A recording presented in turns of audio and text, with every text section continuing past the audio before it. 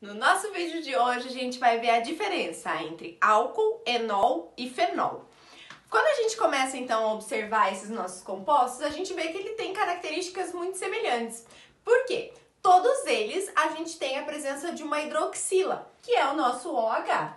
O que muda entre eles é onde essa hidroxila ela está. Então, no caso dos nossos álcoois, a nossa hidroxila ela tem que estar ligada diretamente a um carbono saturado. Ou seja, esse meu carbono só pode estar fazendo ligações simples. A hibridização dele tem que ser obrigatoriamente sp3. Enquanto no nosso enol, a nossa hidroxila ela tem que estar ligada diretamente a um átomo de carbono que faz uma dupla ligação. Então, a nossa hibridização do nosso átomo de carbono aqui, ela é sp2.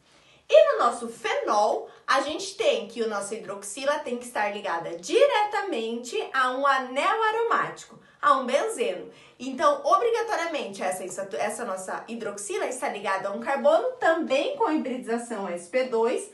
Contudo, já é importante que a gente identifique que esse nosso composto aqui tem que ser um benzeno. Se não for o nosso anel aromático, ele não é um fenol. Em relação à nomenclatura oficial desses três compostos, tanto álcool quanto enol terminam com ol. Mas como que eu vou identificar quem é ele? Principalmente identificando essa nossa insaturação. Em qual carbono que essa insaturação estiver. Então, com isso, a gente consegue identificar o nosso enol. Os nossos álcoois também podem ter insaturação. Contudo, não pode ser no mesmo carbono que a gente tem hidroxila. E o nosso fenol, a nomenclatura dele vai começar com hidroxi.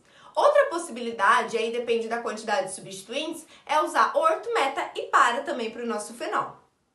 Com relação às propriedades físicas, eles apresentam características bem semelhantes. Quando a gente pensa em questão de solubilidade, álcools, enóis e fenóis apresentam solubilidades semelhantes, desde que a gente tenha cadeias carbônicas também com a mesma quantidade de átomos de carbono. Lembrando que, quanto maior for essa minha cadeia carbônica, a minha solubilidade vai diminuindo. Isso acontece porque a minha hidroxila, que é justamente a responsável por essa solubilidade, ela vai perdendo força em relação ao restante da minha cadeia carbônica. Consequentemente, essa minha solubilidade também diminui.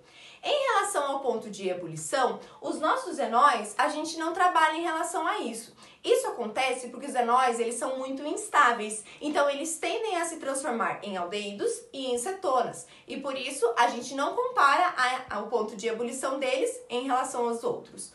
Os outros dois, o que a gente tem é, quanto maior a quantidade de hidroxilas, maior vai ser o nosso ponto de ebulição. E agora, com essas dicas que eu dei para vocês, será que vocês conseguem identificar esse grupo funcional aqui?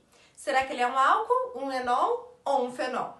A primeira coisa que a gente precisa identificar é onde está a nossa hidroxila. Então, a nossa hidroxila, ela está aqui. Então, ela está ligada a esse átomo de carbono aqui e a gente vai observar as características.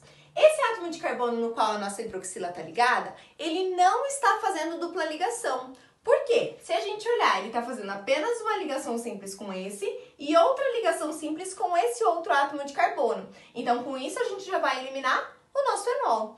Consequentemente, a gente observando esse nosso composto, a gente não tem anel aromático. Então, com isso, a gente também elimina o nosso fenol e a gente identifica que esse nosso composto aqui, ele é um álcool. Ok? Mas e aí, prof? Ele pode ter insaturação? Pode. Álcoois também podem ter insaturação. O que a gente não pode ter é essa insaturação ligada diretamente ao nosso carbono da hidroxila. Então vamos dar um nome para esse nosso composto? Lembrando que a nossa hidroxila sempre tem o menor número, então ela é o nosso carbono 1. A nossa contagem, ela pode acontecer no sentido anti-horário ou no sentido horário. Como que eu vou saber para onde que vai ser essa nossa contagem? A gente sempre tem que ter, então, que a nossa insaturação também tem que ter o menor número possível depois do nosso grupo funcional. Então, por isso que a nossa contagem vai ser nessa direção. Então, carbono 1, 2, 3, 4, 5, 6. Para a gente começar a nossa nomenclatura, a gente tem que identificar, então, que é um ciclo. Então, esse nosso composto, ele é o ciclo. Como eu tenho 6 átomos de carbono, ele é X. eu tenho uma insaturação no meu carbono 2, então por isso que eu coloco aqui 2 em... E além disso, eu tenho então a minha hidroxila no carbono 1. Então por isso que fica 1 ol. Então esse daqui é esse meu composto. Mais um exemplo.